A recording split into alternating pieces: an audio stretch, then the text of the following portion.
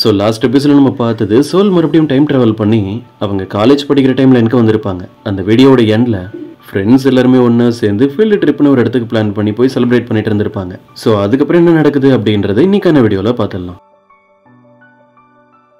இப்போ கூட அந்த சீனியர் வெளியே நின்றுட்டு இருக்க நம்ம சோலை வந்து மிரட்டி தான் பேசிக்கிட்டு இருக்கான். நீ கேமில் தோத்துட்டு அதுக்கான பனிஷ்மெண்ட் தானே பண்ணிட்டு இருக்க, அப்புறம் எப்படி நீ பாதிலே வெளியே வரலாம், போய் கண்டினியூ பண்ணு. அவங்களுக்கு இருக்கிற கடுப்பில் நம்ம சோலு பதிலுக்கு அவங்ககிட்ட கத்த ஆரம்பிச்சிடுறாங்க. நீ எங்களை விட 2-3 வருஷம் பெரிய சீனியர், அதுக்காக நீ சொல்றதெல்லாம் கேட்டு பயந்து போய் நாங்கள் பண்ணணுமா? ஸ்டூடெண்ட்ஸை கேம் விளையாட சொல்லி மிரட்டி அவங்களை ட்ரிங்க் பண்ண வைக்கிறேன், நான் போய் கம்ப்ளைண்ட் பண்ணட்டுமா? பதில் எதுவும் பேச முடியாததுனால அந்த சீனியர் அவங்களை அப்படியே முறைச்சி பார்த்துட்டு நின்றுட்டு இருக்கான். ஒரு கட்டத்துக்கு மேலே நம்ம சோல் என்ன பண்றாங்க, கப் மாதிரி இருக்குல்ல, அதுல தான் அந்த ட்ரிங்க் இருக்கு, அதை எடுத்து குடிச்சிட்டு அந்த கப்பை அவனுடைய தலையில அடிச்சு உடச்சிடுறாங்க.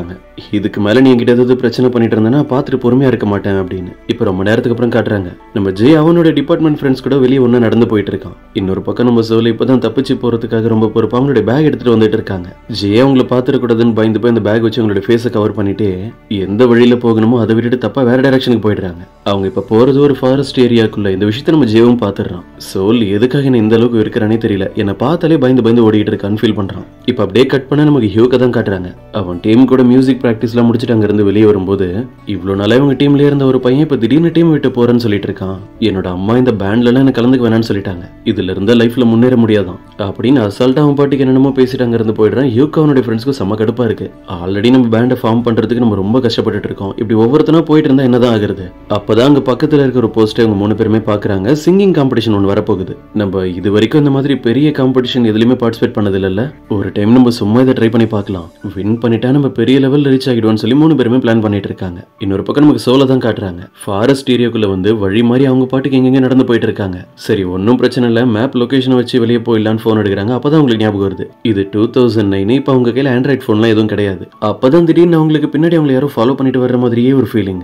வேக வேகமா ஒரு இடத்துல போய் உட்காந்து செல்ஃப் டிஃபென்ஸ்க்காக நிறைய ஆயுதம் வச்சிருக்காங்கல்ல, எலக்ட்ரிக் ஷாக் தர்ற ஒரு வெப்பனை கையில எடுத்து வச்சிருக்காங்க.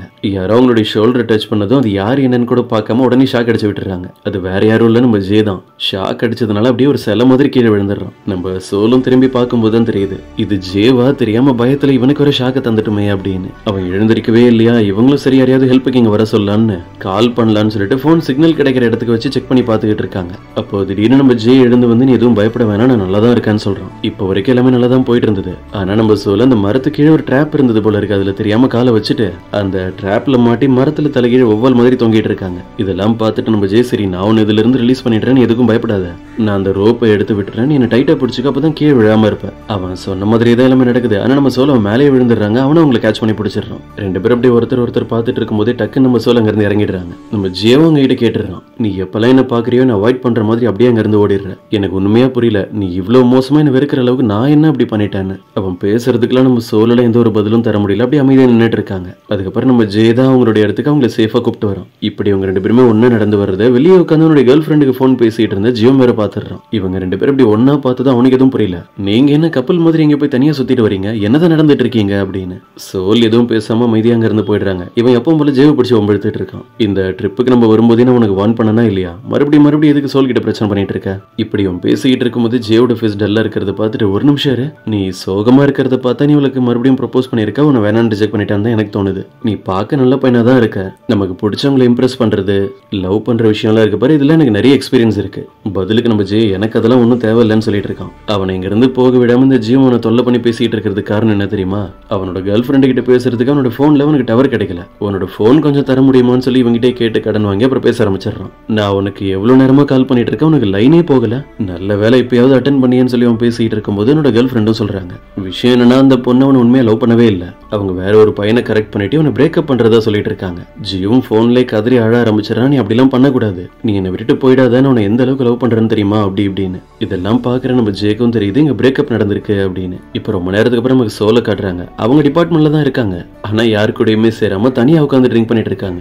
ஜேவை அவாய்ட் பண்ற விஷயத்த நான் என்ன பிடிச்சா பண்ணிட்டு இருக்கேன், அந்த கில்லரால அவனோட உயிருக்கு எந்த பிரச்சனையும் வரக்கூடாதுன்றதுக்காக தான் பண்றேன். ஆனா இந்த விஷயத்த அவங்ககிட்ட என்னால சொல்ல கூட முடியல. இப்படி இவங்க ஒரு பக்கம் உட்காந்து ட்ரிங்க் பண்ணிட்டு இருக்காங்களா, இன்னொரு பக்கம் அந்த ஜியும் எனக்கு பிரேக்கப் ஆகிடுச்சு, எப்படி அந்த பொண்ணு அப்படியே தனியா விட்டுட்டு போலான்னு சொல்லி கத்திட்டு உட்காந்துருக்கான். நம்ம ஜே கூட வந்து அட்வைஸ் பண்றான், அதுக்காக எல்லாம் ஃபீல் பண்ணிட்டு இருக்காதீங்க. ஆனா அவன் பேசுறதெல்லாம் கேட்கிற மைண்ட் செட்ல இப்ப ஜியும் இல்ல. அவன் பாட்டுக்கு எழுந்து தனியா வெளியே போக ஆரம்பிச்சிடறான். அவன் அழுதுகிட்டே தனியா ஃபாரஸ்ட் ஏரியா பக்கமா நடந்து போயிட்டு இருக்கான்றதை யூன் பார்த்துட்டு அவனை தேடி போக ஆரம்பிக்கிறான். ஆரம்பிக்கிறாங்க. இன்னொரு பக்கம் நமக்கு அந்த சீனியரை காட்டுறாங்க. அதான் சோலுக்கு பனிஷ்மெண்ட்லாம் தந்திருப்பான்ல, அவனே தான். ஹீரோ மாதிரி கெட்டப்லாம் சேஞ்ச் பண்ணிட்டு கையில ஒரு பொக்கே வச்சுக்கிட்டு ஒரு பொண்ணோட பேரை சொல்லி கத்தி அவங்களை வெளியே வர சொல்லிட்டு இருக்கான். ஆக்சுவலா இவனுக்கு ஒரு பொண்ணு பிடிச்சிருக்கு, அவங்களை இன்னைக்கு ப்ரொபோஸ் பண்ணணும், அதுதான் இவனுடைய பிளான். அந்த பொண்ணு இந்த மொமெண்ட்காக தான் வெயிட் பண்ணிட்டு இருந்தாங்க போல இருக்கு. அவங்களுடைய தலைமுடியெல்லாம் சரி பண்ணிட்டு வெளியே வரதுக்கு ரெடி ஆகிட்டு இருக்காங்க. ஆனா மார்னிங்ல இருந்து 2 டைம் மவுத் வாஷ் குடிச்சதுனால சீனியருக்கு வயிறு சரியில்லை.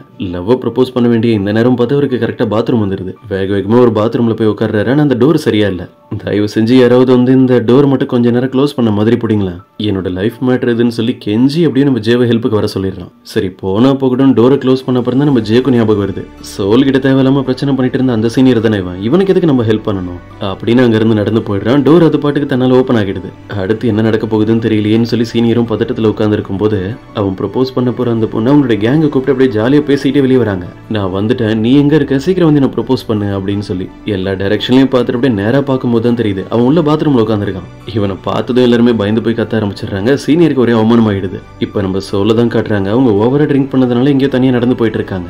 ஜீவா அவங்கள ஃபாலோ பண்ணிட்டு பின்னாடியே தான் வந்திருக்கான். அவங்க ஏதோ ட்ரீ ஹவுஸ் மாதிரி இருக்கு, அது மேல போய் படுத்து தூங்க ஆரம்பிச்சிடுறாங்க. சோல் கிட்ட போய் பேசலாமா வேணாமா அவனுக்கே ஒரே குழப்பமா இருக்கு. என்ன பார்த்தாலே சோல் தான் அவாய்ட் பண்றா அப்படின்னு ஃபீல் பண்ணிட்டு அங்கேயே நின்றுட்டு இருக்கான். இன்னொரு பக்கம் நமக்கு யூனை காட்டுறாங்க. அந்த ஜியோம் இந்த பக்கமா தானே நடந்து போனா எங்க ஆலையே காணணும் அவங்க தேடிட்டு இருக்கும்போது தான் தெரியுது அவனும் ஒரு ட்ராப்ல மாட்டி மரத்துல தலைகீழ தொங்கிட்டு இருக்கான். இப்ப கூட அவனுடைய கேர்ள் ஃப்ரெண்ட் அவனை ஏமாத்திட்டாங்க, அவனுக்கு பிரேக்கப் ஆகிடுச்சுல, அதை தான் சொல்லி உளறிட்டு இருக்கான். கிட்ட வந்து அவன் பேசுறதெல்லாம் கேட்கும்போது இவனுக்கு அப்படியே ஒரு சந்தோஷம். உண்மையாவே அவனுக்கு பிரேக்கப் ஆகிடுச்சா, இது ரொம்ப சந்தோஷமான விஷயமாச்சே அப்படின்னு. அவன் வாயை மூடுற மாதிரியே தெரியல, தொடர்ந்து அவனுடைய கேர்ள் ஃப்ரெண்ட் பெரிய சொல்லி அழுதுட்டு இருக்கான். அப்ப நம்ம யூன் என்ன பண்றாங்க, அவனுடைய ஃபேஸை கவர் பண்ணிட்டு அவனை பேச விடாத மாதிரி கிஸ் பண்ணிட்டு இருக்காங்க, ஸ்பைடர்மேன் மூவில கிஸ் பண்ற மாதிரி. இப்ப நமக்கு சோல தான் காட்டுறாங்க. அவங்க எழுந்து உட்கார்ந்து இருக்கும்போது அப்படியே தெரியாம பேலன்ஸ் இல்லாம கீழே விழுற மாதிரி போகும்போது ஜேதா வந்து கரெக்டா அவங்களுக்கு சப்போர்ட் பண்ற மாதிரி பிடிக்கிறான். அவனை பார்த்ததுமே நம்ம சோல அழுதுட்டே கத்த ஆரம்பிச்சிடுறாங்க. நான் எங்க போனாலும் எதுக்கு என்ன ஃபாலோ பண்ணிட்டு பின்னாடியே வர, கொஞ்ச நேரம் கூட என்ன தனியா விட மாட்டியா அப்படின்னு. நீ என் கிட்ட வந்தாலே நான் அவாய்ட் பண்ணிட்டு போறேன்றது உனக்கு தெரியுதுல்ல, அப்புறம் எதுக்காக என்ன ஃபாலோ பண்ணிட்டு பின்னாடியே வர அப்படின்னு கோவத்துல அவனுடைய ஷோல்டர் அடிச்சு அவங்ககிட்ட பேசிட்டு இருக்காங்க.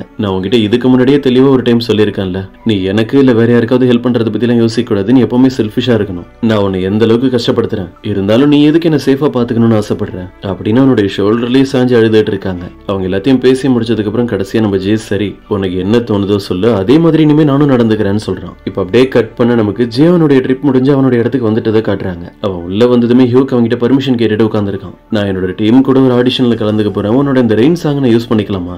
பதிலுக்கு ஜே அந்த சாங் என்னமோ நல்லா இல்லாத மாதிரி அன்னைக்கு முன்னாடியே பாடி அதை வெறுப்பேத்திட்டு இருந்த. சரி இதெல்லாம் இருக்கட்டும், இந்த சாங்கை பத்தி நீ வேற யார்கிட்டயாவது சொன்னியா? பதிலுக்கு ஹியூக் இல்ல நான் யார்கிட்டயும் ஷேர் பண்ணல, எனக்கே இந்த சாங் கொஞ்ச நாளைக்கு முன்னாடி தானே தெரியும், நான் இது சீக்கிரட்டா தான் வச்சிருக்கேன்னு சொல்றான். நம்ம ஜேவும் ரொம்ப பெரிய கன்ஃபியூஷன்ல ஏதோ ஒன்று யோசிச்சு பார்த்துட்டு இருக்கான். அந்த விஷயம் என்னன்றது நமக்கு போக போக தெரியும். இப்ப நமக்கு டேயோட அப்பாவை காட்டுறாங்க. அவர் கூட ஒரு போலீஸை கூப்பிட்டுட்டு அந்த சீரியல் கில்லரோட இடம் எங்க இருந்தது அப்படின்றது நம்ம சோலு ஒரு சின்ன மேப்ல வரைஞ்சு தந்திருப்பாங்கல்ல, கரெக்டா அந்த இடத்துக்கு தான் வந்திருக்காங்க. இவங்க உள்ள போய் ஏதாவது கண்டுபிடிக்கலாம் ட்ரை பண்ணும்போது அந்த வீடியோ ஃபுல்லா தீப்பிடிச்சு எரிய ஆரம்பிக்குது. ஆக்சுவலா அந்த கில்லருக்கு அவனுடைய இடத்துக்கு போலீஸ் வந்துட்டாங்க அப்படின்றது தெரிஞ்சிருச்சு. எந்த எவிடன்ஸும் அவங்க கையில மாட்டிக்க கூடாது அப்படின்றதுக்காக அந்த வீட்டை எரிச்சிட்டு பக்கத்துல சேஃபா ஒரு இடத்துல ஒளிஞ்சிட்டு இருந்து இங்க நடக்கிறதெல்லாம் பார்த்து சிரிச்சிட்டு இருக்கான். இப்ப கட் பண்ண நெக்ஸ்ட் டே மார்னிங் நம்ம சோல் கிட்ட அந்த போலீஸ் கால் பண்ணி இன்ஃபர்மேஷன் சொல்லிட்டு இருக்காரு. அந்த கில்லரோட இடத்துக்கு நாங்க போயிருந்தோம், ஆனா எந்த எவிடன்ஸும் கிடைச்சிடக்கூடாது அப்படின்றதுக்காக முன்னாடியே அதெல்லாம் எரிச்சிட்டான். நீ அவன் மேல கம்ப்ளைண்ட் தந்திருக்கன்ற இன்ஃபர்மேஷன் உனக்கு கிடைச்சிருச்சான்னு தெரியல, நீ எதுக்கும் பார்த்து சேஃபா இரு, அந்த கில்லர் உன்னை வாட்ச் பண்ணிட்டு இருக்கானான்னு தெரியல. இதை கேட்டதும் நம்ம சோல் ஆப்போசிட்ல இருக்க ஜே வீட்டை தான் பதறி போய் பார்த்துட்டு இருக்காங்க. அவங்கள பத்தி அவங்களுக்கு கவலை இல்ல, அந்த கில்லரால ஜேக்கு எந்த பிரச்சனையும் வரக்கூடாது, அவனை எப்படியாவது காப்பாத்தி ஆகணும்ன்றது அவங்களுடைய மைண்ட்ல ஓடிட்டு இருக்கு. என்ன யோசிச்சாங்கன்னு தெரியல, டக்குன்னு ரெடியாகி அவங்களோட வீட்டை விட்டு வெளியே போயிட்டு இருக்காங்க.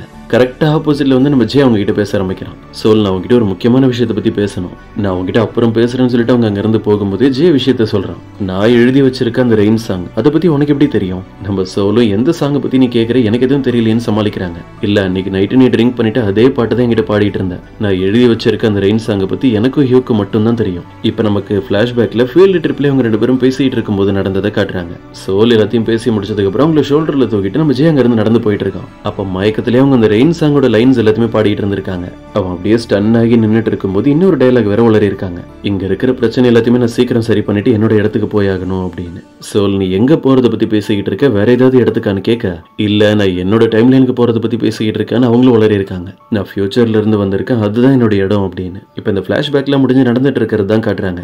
சோல் அங்க இருந்து போக விடாம நம்ம ஜே அவங்க கிட்ட கேள்வியா கேட்டுட்டு இருக்கான். நீ ஃபியூச்சர்ல இருந்து தான் வந்தியா, எதுவும் மறைக்காம என்கிட்ட உண்மையை சொல்லுன்னு கேட்டுட்டு இருக்கான். இதுக்கு மேல எதுவும் மறைக்க முடியாதுன்னு தெரிஞ்சுக்கிட்டு நம்ம சொல்ல அவங்க கிட்ட எல்லாம் உண்மையை சொல்ல ஆரம்பிக்கிறாங்க. அவங்க 2023ல இருந்து இங்க வந்திருக்காங்க. டைம் டிராவல் பண்ணதுக்கான காரணமே அவனுடைய வாட்ச் தான். இதெல்லாம் கேட்குற நம்ம ஜேக்கு ஒரே குழப்பமா இருக்கு. இந்த சாதாரணமான வாட்சை யூஸ் பண்ணி டைம் டிராவல்லாம் பண்ணியிருக்கேன்னு சொல்ற எப்படி? ஆமா, என்னோட வாட்ச் எப்படி உங்ககிட்ட கிடைச்சது? இது எவ்வளவு அமௌண்ட் பே பண்ணி நீ வாங்கினேன்னு கேட்க, அவங்க ஸ்டார்டிங்ல பே பண்ணி வாங்கியிருப்பாங்கல்ல $3000, அதை சொல்றாங்க. எனது இந்த வாட்சை போய் $3000 கொடுத்து வாங்கியிருக்கியா? அப்ப நம்ம சோலும் ஃபியூச்சர்ல நடக்க போற விஷயத்த அவங்க கிட்ட சொல்றாங்க. நீ ஃபியூச்சர்ல ஒரு ஃபேமஸான கேபாப் ஐடலா மாறிடுவா, அதனாலதான் உன்னுடைய வாட்ச் அவ்வளோ ரேட் அப்படின்னு. ஆனா இந்த உண்மையை அவங்க சொல்ல ட்ரை பண்ணும்போது எப்பவும் போல பாஸ்ட் ஃப்ரீஸ் ஆகும்ல, அதே மாதிரி நடக்குது. அப்ப அடுத்து நடக்க போற விஷயங்களை இங்க சொன்னா டைம் ஃப்ரீஸ் ஆகும் அப்படின்றது நம்ம சோலுக்கு புரிஞ்சிருது. அவங்க இப்படி பேசுறதெல்லாம் கேட்டுட்டு நம்ம ஜெய், நீ எதுக்கு இவ்வளவு கஷ்டப்படுறேன்னு எனக்கு புரியல. இந்த டைம் டிராவல் கதை, நீ ஃபியூச்சர்ல இருந்து வந்திருக்க, இதெல்லாம் நீ அவாய்ட் பண்றதுக்காக தானே சொல்றேன். ஆனா இதுக்கப்புறம் என்னால உனக்கு எந்த தொல்லையும் இருக்காதுன்னு நினைக்கிறேன். ஏன்னா நான் சீக்கிரமே யூஎஸ் போயிடுவேன். என்னோட ஷோல்டரை சரி பண்றதுக்கான ட்ரீட்மெண்ட்டுக்கு நான் கண்டிப்பா அங்க போய் தான் ஆகணும். அதனால இனிமே என்னோட டிஸ்டர்பன்ஸ்லாம் உனக்கு இருக்காது. நீ இப்படி எல்லாம் கஷ்டப்பட்டு என்கிட்ட ஃபேண்டசி ஸ்டோரிஸ் எல்லாம் உருவாக்கி சொல்ல தேவையில்ல. அவங்க இவ்வளவு நேரம் கஷ்டப்பட்டு எல்லாமே சொல்லியிருக்காங்க. ஆனா ஜே அவங்களை நம்பவே இல்லைன்னு இப்பதான் சொல்லிக்க புரியுது. இப்ப நம்ம ஜே அவனுடைய இடத்துல போய் உட்காந்து அந்த வாட்சை பார்த்துக்கிட்டே அவனோட ஃப்ரெண்ட்ஸ் கிட்ட கேட்டுட்டு இருக்கான். திடீர்னு ஒரு பொண்ணு சம்மந்தமே இல்லாம நம்ம கிட்ட வந்து நான் டைம் டிராவல் பண்ணி வந்திருக்கேன், நான் ஃபியூச்சரை சேர்ந்தவன்லாம் சொன்னா என்ன அர்த்தம்? அப்படின்னா அந்த பொண்ணுக்கு அந்த பர்சன் கிட்ட பேசுறதுல விருப்பம் இல்ல, எதையாவது சொல்லி அவாய்ட் பண்ணணும் அப்படின்றதுக்காக தான் இந்த மாதிரி சம்பந்தமே இல்லாத ஸ்டோரிஸ் எல்லாம். இவன் சொல்றதெல்லாம் கரெக்டா தான் இருக்குன்னு நம்ம ஜேக்கும் தோணுது. இன்னொரு பக்கம் நம்ம சோல் தனியா உட்காந்து ஜே அவங்க கிட்ட பேசிட்டு போனதை தான் யோசிச்சுட்டு இருக்காங்க. அவன் சீக்கிரமா யூஎஸ்க்கு போறதா சொல்லியிருந்தான். அப்ப அதுவும் ஒரு வகையில நல்லது தானே. என்ன காப்பாத்துறேன்னு சொல்லி அவன் அந்த கில்லரையும் மீட் பண்ண மாட்டான். ஃபியூச்சர்ல அந்த கில்லரால அவனோட உயிருக்கு எந்த பிரச்சனையும் வராது. அப்படின்னா அவன் சீக்கிரமே யூஎஸ்க்கு போயிட்டா ரொம்ப நல்லது அப்படின்னு திங்க் பண்ணிட்டு ஜேவோட அப்பா வெளியே வரதை பார்த்துட்டு அவர்கிட்ட பேசுறதுக்காக போறாங்க. இப்ப அப்படியே கட் பண்ண அந்த ஹியூக்க தான் காட்டுறாங்க. அவன் டீம் கூட அவன் ஆடிஷனுக்கு போய் அட்டென்ட் பண்றதுக்கான டேட் அவங்களுக்கு கிடைச்சிருச்சு. இவங்க டீம் இதுக்கு முன்னாடி மினி கான்சர்ட் மாதிரி ஏதாவது பண்ணிருந்தா அந்த வீடியோ ஃபைலை சென்ட் பண்ண சொல்லியிருக்காங்க. இவங்க கிட்ட அப்படி ஒரு ஃபைல் இருக்கு. ஆனா என்ன இவங்களுக்கு ஹெல்ப் பண்றதுக்காக நம்ம ஜேவும் இவங்க கூட சேர்ந்து பாட்டு பாடியிருப்பான்ல, அந்த ஃபைல் தான். இதை பார்த்துட்டு அவனுடைய ஃப்ரெண்ட்ஸும், ஹியூக் நீ என்ன பண்ணிட்டு இருக்க? இந்த ஃபைலை பார்த்துட்டு நம்ம கலந்துக்க போற அந்த ஆடிஷன்ல ஜேவும் வரணும்னு சொல்லிட போறாங்க. பதிலுக்கு ஹியூக் அப்படி நடந்தாலும் ஒன்றும் பிரச்சனை இல்லை, நான் சொன்னா கண்டிப்பா ஜே எனக்காக வருவான்னு சொல்லி இவனா பில்டப் கொடுத்து பேசிட்டு இருக்கான். அதுக்கப்புறம் ஹியூக் ஜேவோட வீட்டுக்கு தான் வந்திருக்கான். அவனுடைய அப்பா அவங்க 2 பேருக்காகவும் ஃபுட்லாம் ரெடி பண்ணி தந்துட்டு இருக்காரு. ஜேவோட அப்பா ஃபுட்லாம் ரெடி பண்ணிட்டு இருக்கிறத பார்த்துட்டு இன்னைக்கு என்ன ஸ்பெஷல்? உடனே அவரும் ஆமா, ஜே சீக்கிரமா யூஎஸ்க்கு போக போறான் அவனுடைய ஷோல்டருக்கான ட்ரீட்மெண்ட்காக.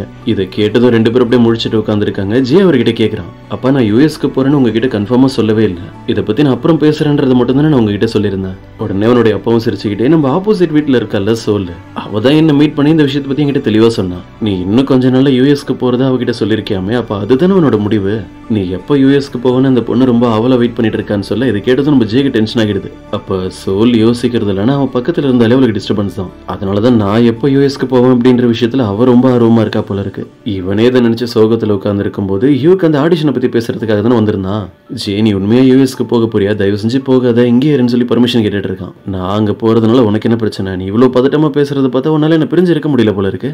ஹியூக் அந்த ஆடிஷனோட டாபிக் எடுத்து பேசலான்னு போகும்போது நடுவில் ஜேவோட அப்பா வேற வந்துடுறாரு. அந்த டாபிக் அப்படியே விட்டுறான். கட் பண்ண இப்ப நெக்ஸ்ட் டே மார்னிங் நம்ம சோலு போலீஸ் ஸ்டேஷனுக்கு தான் வந்திருக்காங்க டேயோட அப்பா மீட் பண்ணி பேசுறதுக்காக. நீங்க அந்த கில்லரோட இடத்துக்கு போனதா சொன்னீங்கல்ல, உங்களால அங்க இருந்து எந்த ஒரு எவிடன்ஸும் கண்டுபிடிக்க முடியலையான்னு கேட்க, இல்ல அந்த வீட்டு செவுத்துல இருந்து எங்களுக்கு சில பிளட் சாம்பிள்ஸ் கிடைச்சது, அதை டிஎன்ஏ டெஸ்ட் எடுத்து பார்த்ததுல அந்த பாலத்துக்கு கீழே தண்ணியில இருந்து ஒரு டெட் பாடி கிடைச்சது இல்ல, அது மேட்ச் ஆகிருக்கு. அப்படின்னா நீ சொன்ன அதே ஆள் தான் சீரியல் கில்லர். இப்போ இதுக்கான இன்வெஸ்டிகேஷன்ல ரொம்ப பரபரப்பா தான் போயிட்டு இருக்கு. நீ தந்திருக்க சில டீடைல்ஸ் எல்லாம் வச்சு நம்ம சீக்கிரமே அவனுடைய டாக்ஸியை பிடிச்சிடலாம். அதுக்கப்புறம் அவரு சில ட்ரக்கோட போட்டோஸ் எல்லாம் காட்டி நம்ம சோல் கிட்ட பேசிட்டு இருக்காரு. உன்னை ஃபாலோ பண்ணிட்டு அந்த கில்லர் ஒரு ட்ரக்ல வந்ததா சொன்னல, அது எந்த மாதிரி இருந்தது? நம்ம சோலுக்கு அந்த ட்ரக்ல இருந்த நம்பர் பிளேட்லாம் ஞாபகம் இல்ல, ஆனா பார்க்க அது என்ன டிசைன்ல இருந்தது, அது ஒயிட் கலர் அப்படின்ற டீடைல்ஸ் எல்லாம் சொல்லிடுறாங்க. இப்பதான் இன்வெஸ்டிகேஷன்ல ஆரம்பிச்சிட்டாங்கல்ல, அதனால கொஞ்சம் நிம்மதியா நம்ம சோலும் காலேஜ்க்கு வந்திருக்காங்க.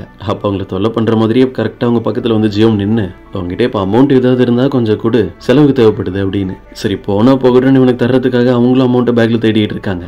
இதே நேரம் ஜியோமுக்கு இவனுக்கிட்ட இருந்து கால் வருது. அதை அவன் அட்டன் பண்ணாம கட் பண்ணி விட்டுறான். அப்புறம் பார்த்தா அவனுக்கு ஆப்போசிட்ல தான் இவன் நின்றுட்டு இருக்காங்க. நம்ம கால் பண்ண இவன் வேணும்னே அட்டன் பண்ண மாட்டான்னு சொல்லி அவங்க புலம்பிட்டு இருக்காங்க. இவகிட்ட மாட்டினா அவ்வளவுதான் சொல்லிட்டு ஜியோம் அங்க இருந்து ஓடிடுறான். சோ இன்னைக்கான வீடியோ இதோட முடியுது.